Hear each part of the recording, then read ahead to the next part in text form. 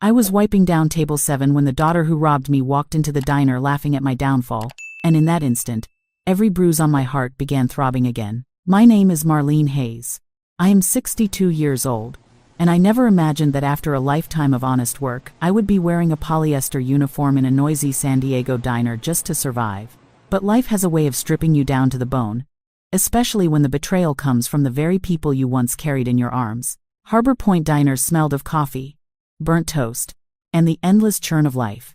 I had been here for 5 weeks, learning how to move fast enough to keep up with the rush, how to smile when my knees ached, and how to swallow my pride every time a stranger snapped their fingers at me. This was not the life I planned. My late husband, Owen, and I once owned Hayes Marina Rentals, a small business that kept us comfortable, not rich but steady. After he died, I thought my daughter Lily and her husband Brent were helping me manage the paperwork I could barely see through my grief. Instead, they slid documents under my pen, documents that transferred the business, our small waterfront home, and every remaining account into their names. They told me it was temporary. They told me it was for tax purposes. They told me they were protecting me. And in my fog of mourning, I believed them. When I realized what they had done, the marina was already listed as theirs. The accounts closed, and I was left with nothing but a retirement check that barely covered my food. Lily said I was overreacting. Brent said I should be grateful. They both said it was time for me to learn to live smaller. I couldn't find the strength to fight. I found a room to rent, took the first job the employment center offered, and started over at an age when most people dream of slowing down. On my 3rd morning at the diner, I met him, Victor Hale. He came in precisely at 11:45 every day and sat at the corner booth near the window. He looked fragile, almost delicate, with silver hair and a posture that suggested the weight of years pressing down. He always ordered the cheapest thing on the menu, a cup of tea and a slice of sourdough toast. Nothing more. He ate slowly, stretching each bite as though he didn't know when he might have another meal. His hands trembled when he lifted the mug, and yet his eyes clear, sharp blue, missed nothing. I noticed him the way people who are hurting notice each other. One afternoon, when he seemed especially drained, I quietly shared half of my sandwich with him. His eyes filled with something deeper than gratitude, something like recognition. "Thank you, Miss Hayes," he whispered. "Kindness is rare these days." It startled me that he knew my name, but I let it pass. I was too tired to question anything. Still, sometimes I caught him watching the door, scanning faces, as though expecting someone familiar. And once, just once, I saw him slip a small leather notebook back into his coat the moment he noticed me looking. That was the first sign that Victor was not what he seemed. Victor and I settled into a quiet rhythm that became the calmest part of my day. Every morning I tied my apron, rubbed the stiffness out of my fingers, and waited for the clock to hit 11:45. And right on time, Victor would shuffle through the door with his careful steps, nod politely at the hostess, and take his usual place by the window. Sometimes I wondered if he came for the toast, or if he came for the conversation, though he never said much. He spoke slowly, selectively, like every word cost him something he could not afford to waste. Over time, he began sharing small pieces of himself. He told me his wife, Judith, had passed 3 years earlier after a long illness. He mentioned 2 children, Charlotte and Mason, who lived somewhere in Northern California but seldom visited. He always softened his voice when he said their names, as though they were distant memories he still carried like heavy stones. Whenever I gently asked what he did before retirement, he brushed it off with a vague answer about business consulting, then changed the subject. I learned not to push. There were other oddities. A black sedan sometimes parked across the street during lunch hours. I assumed it belonged to a customer from one of the nearby shops until I noticed the driver never left the vehicle. He would sit there, sunglasses on, hands still, gaze fixed on the diner entrance. The strange thing was that Victor never looked at him directly, but I could tell he was aware of the sedan each time it appeared. His shoulders tightened. His eyes flicked toward the window. The tremor in his hands grew stronger. One afternoon, when the lunch rush overwhelmed us, I barely touched my meal break. Victor noticed. He watched me weave between tables with a sympathetic frown, and when I brought his tea, he pushed his plate toward me. "Eat something," he murmured. "You look worn thin." "I will later," I said. "Busy day." He hesitated, then spoke in a voice so soft I almost missed it. "People who work themselves to the bone. They are often the ones nobody cares about until it's convenient. The remark cut deeper than it should have. I wasn't sure if he was talking about himself or me. Maybe both. That day, when he saw me unwrap my small packed lunch between orders, he shook his head. "Share it with me," he said. "Please." I slid half my sandwich toward him. The gratitude in his eyes startled me. They glistened, almost breaking. "No one has shared a meal with me in a long time," he whispered. I realized then that Victor wasn't just lonely, he was fractured in ways he didn't discuss. And yet, certain moments made me feel like he was studying me, searching for something he hadn't found in others. As I wiped the counter later, he asked quietly, "Marlene, do you think people who choose greed can ever find their way back to humanity?" Before I could answer, the black sedan door opened, and a tall man in a dark suit stepped out and walked straight toward the diner. The tall man pushed through the diner door with a calm, unsettling confidence. He didn't look around, didn't bother pretending he was there for food. His eyes went straight to Victor's table with the precision of someone fulfilling a task he didn't particularly enjoy.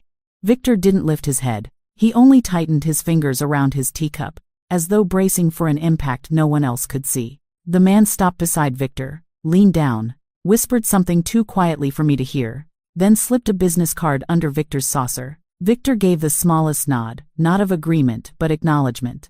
The man left just as quietly as he came. No food ordered. No words exchanged with anyone else. I stood frozen behind the counter, but Victor pretended as though nothing unusual had happened. He continued slicing his toast into neat, fragile squares. Whatever that moment meant, it wasn't meant for me. At least, not yet. I didn't have time to dwell on it because the bell over the door chimed again and my stomach dropped. Lily swept inside with the confidence of someone who believed the world existed solely for her convenience. She wore designer sunglasses, a perfectly tailored cream jumpsuit, and that same smirk she used the day she told me I needed to accept my new station in life. She spotted me instantly. "Oh my God," she said loudly, to no one in particular. "You're still here." Conversations around the diner faltered. Forks paused midair. My throat tightened. "Hi, Lily," I said carefully. "What brings you?" She cut me off with a dismissive laugh. I was nearby and thought I'd see how the other half lives. "You look exhausted, Mom. You sure this job isn't too advanced for you?" Heat flushed my face. "Lily, please." She raised her voice even higher. "What?" "I'm just saying you look pathetic wiping tables at your age." Customers stared. Some looked sympathetic. Others looked entertained. I felt the walls closing in. Then, out of nowhere, Victor stood. It was the first time I had ever seen him rise quickly. The trembling hands, the frail posture, they vanished. He stood straighter than any man his age had the right to. His voice, when he spoke, was ice. "Enough." Lily blinked. "Excuse me." "You heard me," he said, stepping closer. "Sit down. Your mother is speaking." Lily scoffed, confused by this stranger daring to address her. "Who are you?" "Some lonely old man she's been pity-feeding." Victor's eyes sharpened. "You have no idea who I am." He reached into his coat and pulled out his phone. The same phone the man earlier had slipped a card beneath. His voice shifted lower, steadier, commanding. "It's Hale. I need a crew at Harbor Point Diner immediately. Entry Protocol 3. 3 words echoed like a warning. Seconds later, the bell rang again. 4 men in discreet tactical jackets walked in and formed a silent perimeter around the diner. Customers gasped. Lily stepped back, suddenly pale. Victor pointed directly at her. "You will not speak to your mother that way again." The room went still, and in that heavy silence, I realized Victor Hale was far more than a lonely old man with trembling hands. He was someone with power, and my daughter had just provoked him. The diner felt frozen in place, like everyone had inhaled at once and forgotten how to breathe. Lily stared at the 4 men flanking the entrance, her bravado collapsing in real time. Victor lowered his phone, his expression returning to that unsettling calm he wore so naturally. But now it carried a steel edge I had never seen before. "Mom," Lily whispered, her voice cracking. "What is going on? Who is this man?" I didn't know how to answer. Because the truth was simple and terrifying, I had no idea. Victor turned to me. His voice softened, but a quiet authority remained underneath. "Marlene, I think it's time we talked somewhere private." He gestured toward an empty booth away from the crowd. The security men remained still, a silent barrier between chaos and order. Customers whispered. But Victor acted as though he were discussing weekend plans instead of commanding a small army. Lily grabbed my arm. "Don't go with him." Victor didn't even glance her way. "She will be safe. Far safer than you are right now." Something in his tone made Lily release me instantly. I followed Victor to the booth, my heart pounding. He removed the leather notebook I had seen once before and set it on the table between us. His fingers rested on the cover. "Not trembling, not anymore. First," he said quietly, "I need to apologize. I didn't intend for the truth to come out this way. But your daughter's cruelty forced my hand." "Truth about what?" I whispered. He breathed slowly, choosing every word with care. "My name is Victor Hale. I am not retired. Not in the traditional sense.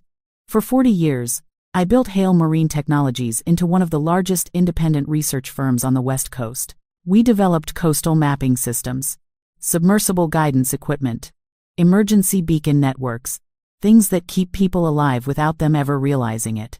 My mouth fell open. I had heard of Hale Marine. Everyone in San Diego had. It was enormous, powerful, untouchable. "But 2 years ago," he continued, "after my wife died, my children tried to force me to transfer control. They called it succession planning. I called it greed."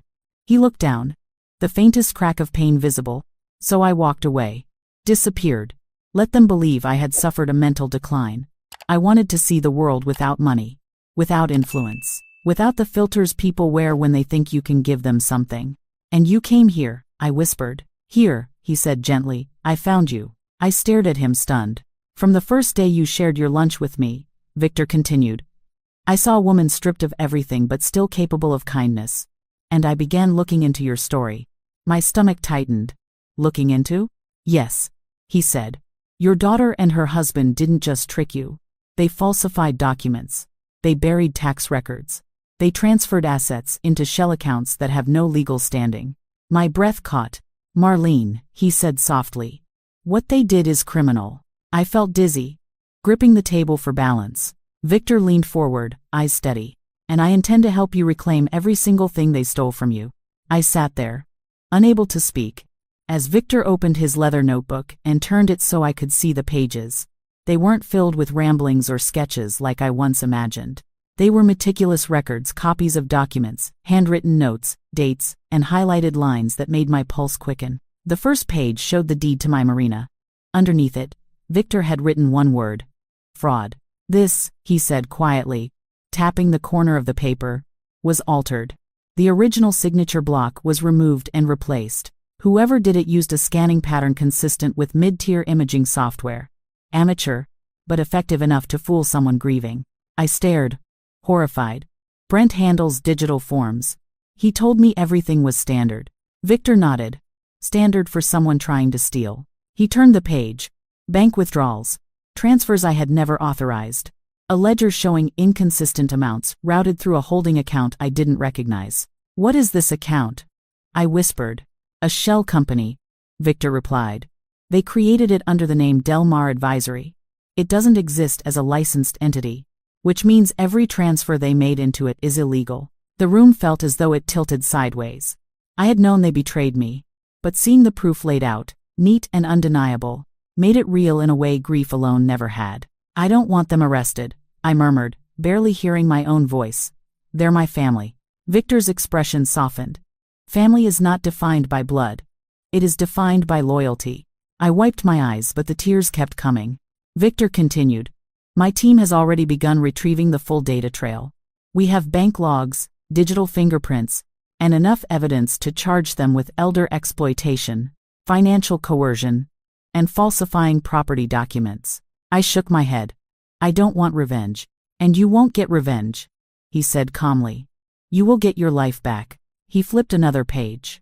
There, printed in bold letters, was something that made me gasp. Proposed sell date: 2 weeks. Under it, the name of a private buyer I had never heard of. "They're trying to sell the marina," I whispered. "They have been negotiating quietly," Victor replied. "A buyer from Sacramento. That meeting you see scheduled here? It finalizes the deal. If it goes through, reclaiming anything becomes far more complicated." I felt sick. My husband's life work, my memories, everything we built.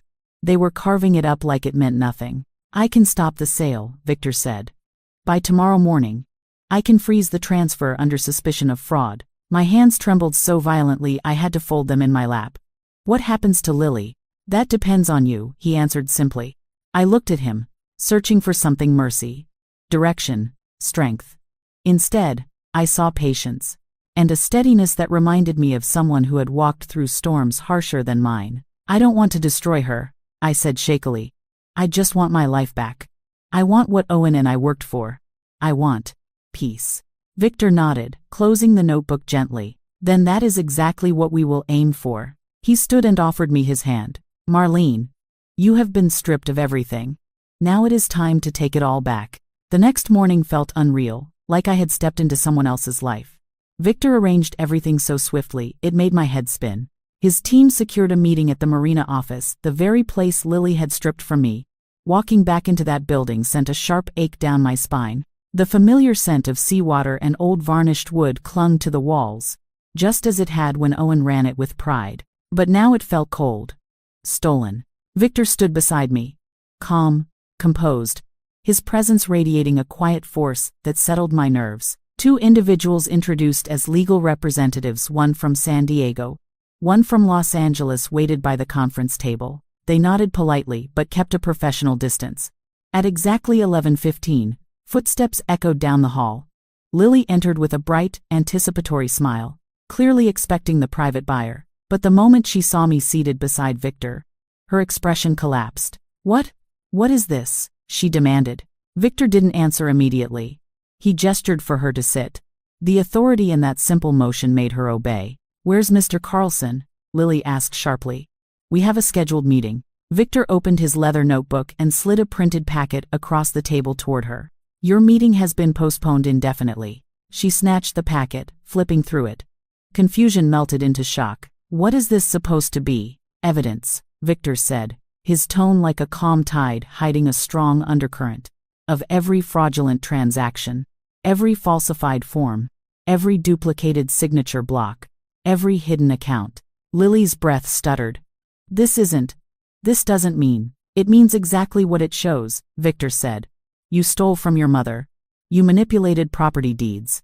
You attempted to liquidate a business that never legally belonged to you." Lily turned to me with desperate eyes. "Mom, tell him he's mistaken. Tell him Brent handled the paperwork. Tell him, I know what happened," I whispered. "I know exactly what you both did." Her lips trembled. She looked suddenly much younger, much smaller. "Mom, I didn't mean, it was just easier. You were grieving. You didn't understand.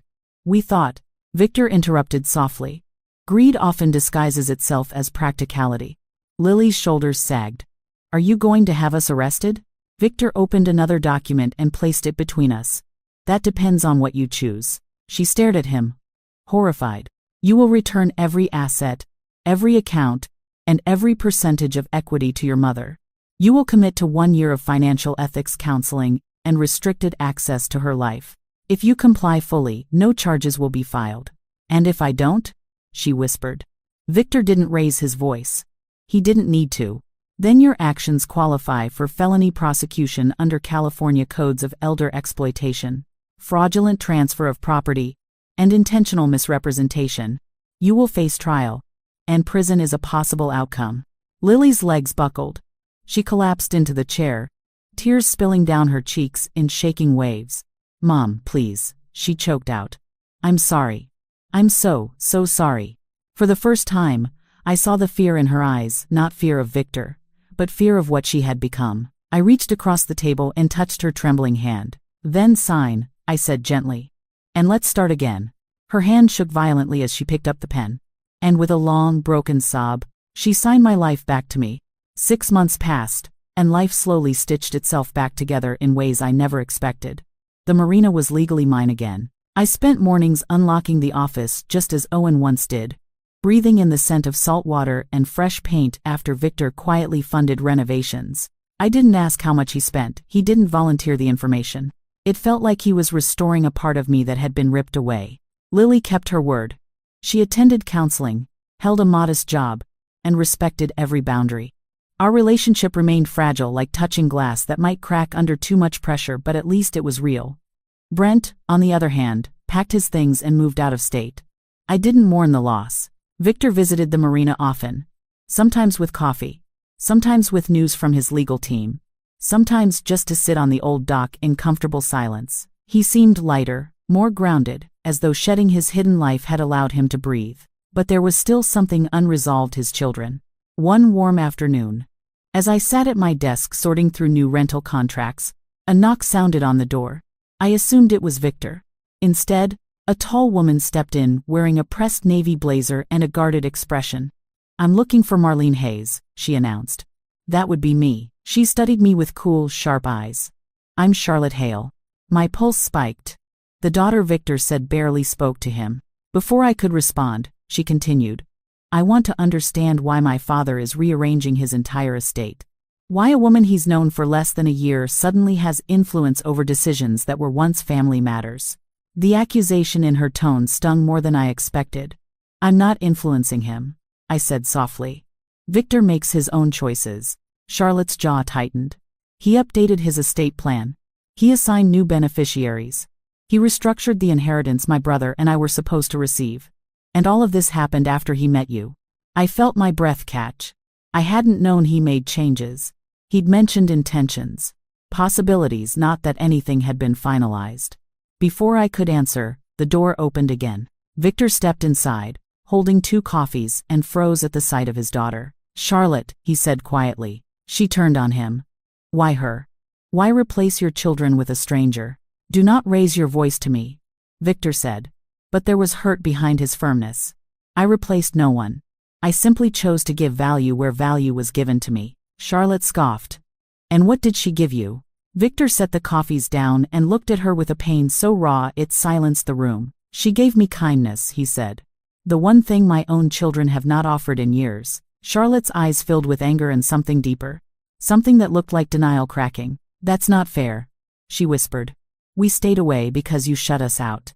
You told us nothing. You disappeared. And when I grieved your mother," Victor said softly, "you saw only my vulnerability, not my humanity. You wanted control, not connection." Charlotte flinched. He continued, "Marlene is not taking anything from you. She is simply the person who showed up when you didn't." Silence pressed heavily on the room. Finally, Charlotte's voice trembled. "Is it too late?" Victor's shoulders softened. "Not if you're willing to rebuild honestly." For the first time, Charlotte's facade broke. She nodded stiffly, wiping her eyes. "Then, show me where to start," she whispered. Victor reached out a hand. She hesitated, then took it. That afternoon, the 3 of us sat on the dock, feet dangling over the water as the sun dipped low on the horizon. No accusations, no shouting. Just quiet breaths and small beginnings. And for the first time, I watched Victor's fractured family take a step toward healing, not through wealth or power, but through something far simpler: truth. In the months that followed, peace returned to my life in small, steady waves, gentle at first, then strong enough to carry me somewhere new. For the first time since Owen's passing, mornings no longer felt heavy. I woke before sunrise, brewed my own coffee, and walked along the marina docks, as if reclaiming the familiarity of my former world. Each plank under my feet reminded me that I had survived the kind of loss that breaks people down to dust. And somehow, from that dust, something unexpected had bloomed. Victor and I never labeled what grew between us. It wasn't romance, though there was deep affection.